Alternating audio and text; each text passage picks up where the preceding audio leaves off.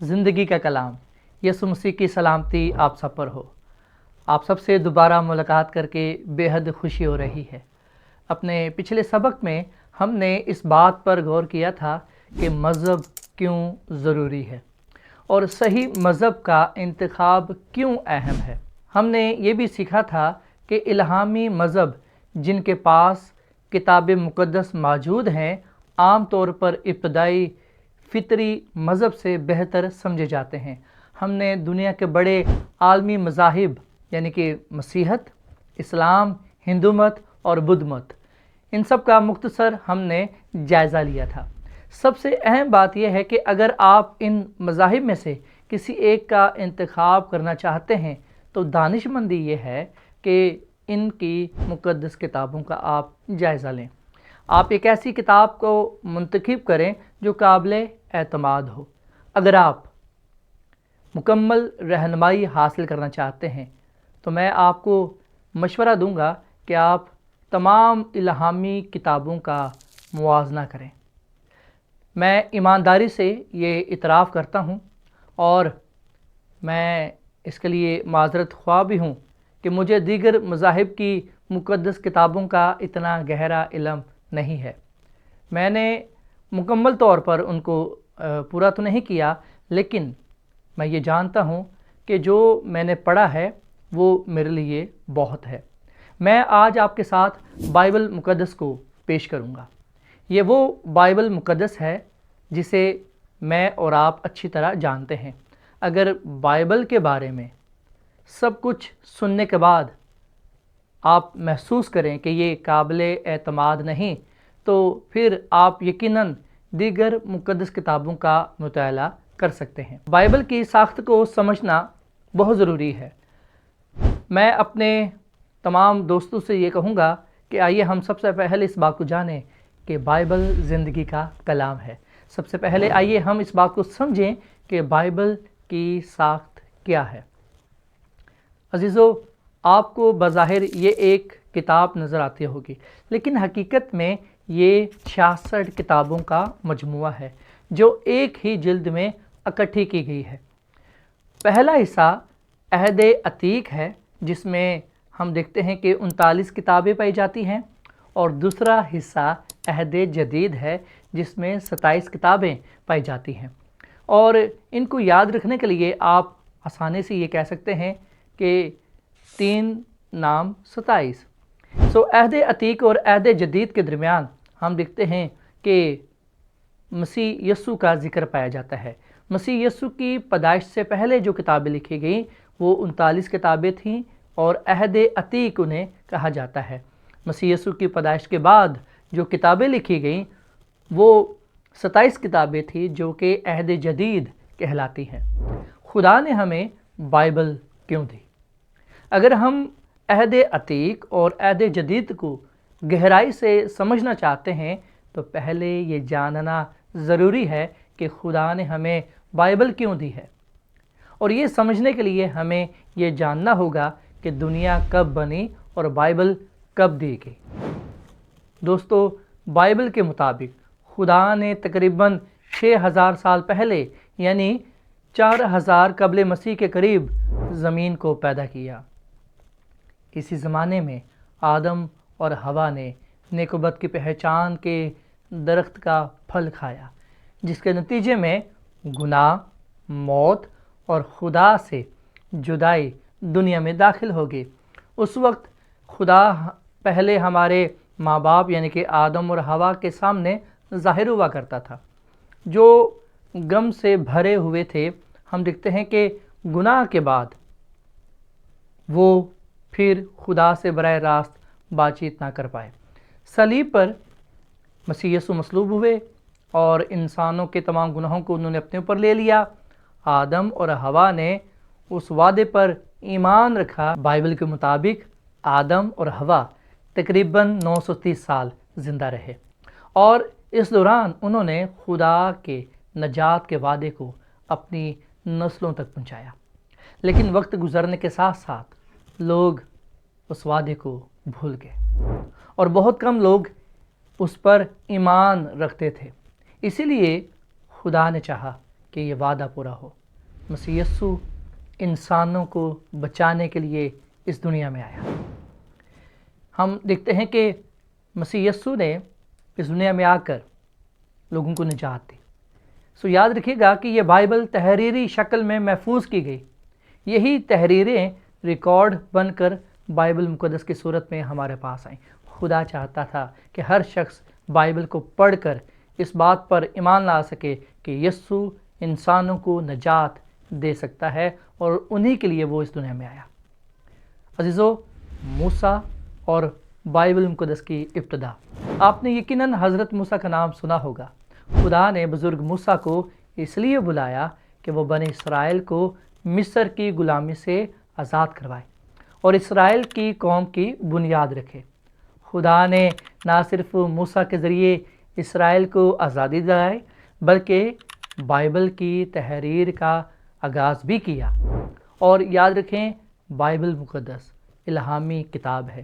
بزرگ موسیٰ کی لکھی ہوئی پہلی 5 کتابیں توریت کہلاتی ہیں، اور ان کتابوں میں ہم دیکھتے ہیں کہ دنیا کی تخلیق کا ذکر کیا گیا ہے، اور پھر انسان کے گناہ میں گرنے کا ذکر کیا گیا ہے، اسرائیل کی قوم کی بنیاد کا ذکر کیا گیا ہے، مصر سے خروج کرنے کا ذکر کیا گیا ہے، بنی اسرائیل کی تاریخ کا ذکر کیا گیا ہے۔ اس لیے بنی اسرائیل کے لیے عہد عتیق کی قومی تاریخ کی کتاب ہم اسے کہتے ہیں۔ اور پھر یاد رکھیے گا کہ عہد عتیق کی جو نبوتی اہمیت ہے وہ بہت ہی اہم ہے۔ اب سوال یہ ہے کہ اسرائیلی قوم کب قائم ہوئی؟ تقریباً 1500 سال قبل مسیح میں۔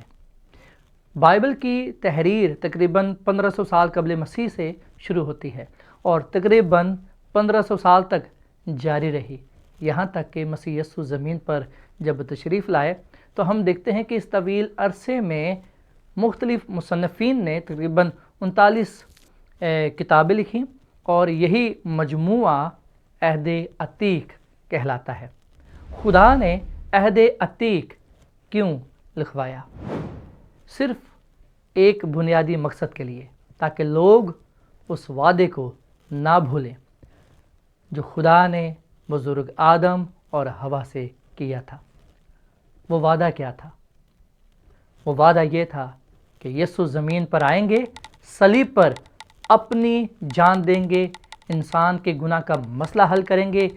اس لیے خدا نے بائبل دی۔ ہم یسوع کی صلیب کی محبت پر ایمان لا کر جو کہ کھوئے ہوئے تھے واپس خدا کے پاس آ گئے۔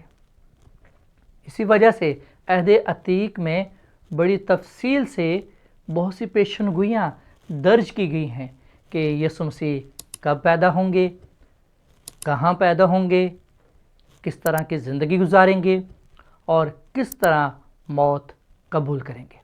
یہ سب اس لیے لکھوایا گیا تاکہ ہم جانیں کہ یسوع کی زمین پر کیوں آمد ہوئی، اور لوگوں کے لیے غلط فہمی نہ رہے۔ اور واقعی 2000 سال پہلے یسوع مسیح بالکل ویسے ہی پیدا ہوئے جیسے پیشن گوئی میں بیان کیا گیا تھا۔ یسوع نے ویسے ہی زندگی گزاری، ویسے ہی اس نے صلیب پر جان دی، اور پھر اسی طرح تیسرے دن مردوں میں سے جی اٹھے، جس طرح بائبل مقدس کے پرانے عہد نامہ میں یعنی کہ عہد عتیق میں بیان کیا گیا تھا۔ عہد عتیق میں یسوع مسیح کی زندگی اور خدمت کے بارے میں بے شمار پیشن گوئیاں بھی بیان کی گئی ہیں۔ یسوع نے سب کو مکمل طور پر پورا کیا۔ عہد جدید کی تحریر یسوع کے شاگردوں کے 3.5 سال تک ان کے ساتھ رہی۔ اور یاد رکھیے گا، جب یسوع مسیح نے صلیب پر اپنی جان دی، جب یسوع مسیح تیسرے دن مردوں میں سے جی اٹھے، تو بہتوں کو یقین نہ ہوا، لیکن جب انہوں نے یسوع مسیح کو دیکھا اور جب انہوں نے وعدوں کا یقین کیا، تو پھر ہم دیکھتے ہیں کہ شاگردوں نے ان کو قلم بند کیا۔ یہی تحریریں عہد جدید بن گئی۔ عہد جدید تقریباً 70 سال کے عرصے میں مختلف شاگردوں کے ذریعے سے لکھا گیا، اور تقریباً 100 سال کی عیسوی تک اسے مکمل کیا گیا۔ عہد جدید میں یہ دیکھا گیا کہ یسوع کی پیدائش، زندگی، موت اور قیامت نے کس طرح عہد عتیق کی تمام پیشن گوئیوں کو پورا کیا۔ بائبل کی انفرادیت اور اعتماد۔ اب شاید آپ میں سے کچھ لوگ یہ سوچ رہے ہوں کہ ہم کیسے یقین کریں کہ بائبل واقعی اتنی پرانی ہے۔ خدا نے بائبل کو ایک نہایت منفرد انداز میں محفوظ رکھا ہے۔ اگر بائبل صرف ایک شخص نے لکھی ہوتی یا مختصر وقت میں لکھی ہوتی تو 1000 سال گزرنے کے باوجود یہ سچی ثابت نہ ہوتی۔ لیکن ہم دیکھتے ہیں کہ بائبل تقریباً 1600 سال کے عرصے میں 40 سے زائد مختلف لوگوں کے ذریعے سے لکھی گئی۔ اس کے باوجود اس کا مرکزی موضوع ایک ہی ہے، اور وہ مسیح یسوع کی قربانی اور انسان کی نجات ہے۔ مزید یہ کہ بائبل صرف ایک مذہبی کتاب نہیں ہے، بلکہ یہ ایک قوم کی بھی تاریخ ہے۔ عہد عتیق میں بنی اسرائیل کی مکمل تاریخ درج کی گئی ہے۔ مصر سے آزاد ہونا، قوم کی تشکیل، بادشاہوں کی حکومتیں، نسل نامے اور پھر اہم واقعات۔ یاد رکھیے گا کہ ان تمام چیزوں کو عہد عتیق میں قلم بند کیا گیا ہے۔ بائبل صرف تاریخی کتاب نہیں ہے۔ خدا نے اسرائیل کی تاریخ میں مسیح یسوع کے آنے کی پیشن گوئیاں بیان کی، لوگوں کی زندگیاں، قربانیاں اور مختلف واقعات خدا نے ظاہر کیے۔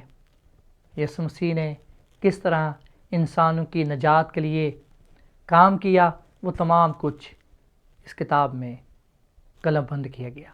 اسی لیے جو شخص عہد عتیق کا مطالعہ کرتا ہے وہ اس میں مسیح یسوع کی خوشخبری کو دریافت کرتا ہے۔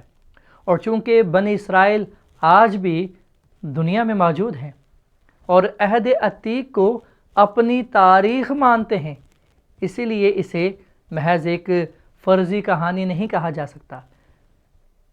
میں آپ کو دعوت دیتا ہوں کہ آپ اس کا خود مطالعہ کریں۔ دوستو، آج کے سبق میں ہم نے بائبل کے بارے میں حیرت انگیز حقائق سیکھے۔ ہم نے دیکھا کہ عہد عتیق 1500 سال عرصے میں اسرائیل کی تاریخ پر جو کہ مشتمل ہے، اور پھر اس میں مسیح یسوع کی پہلی آمد کو تفصیل سے بیان کیا گیا ہے، پیشن گوئیاں پائی گئی ہیں، یسوع مسیح کی زندگی کے بارے میں پیشن گوئیاں پائی گئی ہیں۔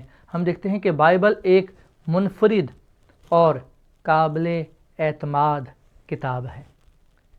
میں نے ایک بار مختصر طور پر اسلام کی مقدس کتاب قرآن کا بھی مطالعہ کیا۔ مجھے حیرت ہوئی کہ اس میں وہ منظم نبوتی ترتیب اور مضبوط ساخت موجود نہیں تھی جو بائبل میں پائی جاتی ہے۔ آپ خود بھی اس کا مطالعہ کر سکتے ہیں۔ بائبل میں حیرت انگیز ہم آہنگی پائی جاتی ہے اور ایک مکمل نجات کا منصوبہ پایا جاتا ہے۔ اس لیے جو شخص ایمانداری کے ساتھ بائبل کا مطالعہ کرتا ہے وہ اس میں خدا کی نجات کا رستہ ضرور پاتا ہے۔ دوستو، کیوں نہ آج آپ بھی میرے ساتھ اس حیرت انگیز بائبل کے سفر میں شامل ہوں۔ میں دل سے آپ کو اس سفر کی دعوت دیتا ہوں۔ اگلے سبق میں ہم دنیا کی ابتدا کے بارے میں سیکھیں گے۔ کیا آپ یہ جاننا چاہتے ہیں کہ یہ دنیا کیسے وجود میں آئی؟ خدا نے اس دنیا کو کیسے بنایا؟ جتنا زیادہ آپ بائبل کو سمجھیں گے اتنا ہی آپ کی زندگی بدلتی جائے گی۔ آپ واقعی ایک نئی زندگی کا تجربہ حاصل کریں گے۔ اگلے سبق کے لیے تیار رہیں، اور تب تک کے لیے مجھے اجازت دیں۔ خداوند آپ کو برکت دے۔ آمین۔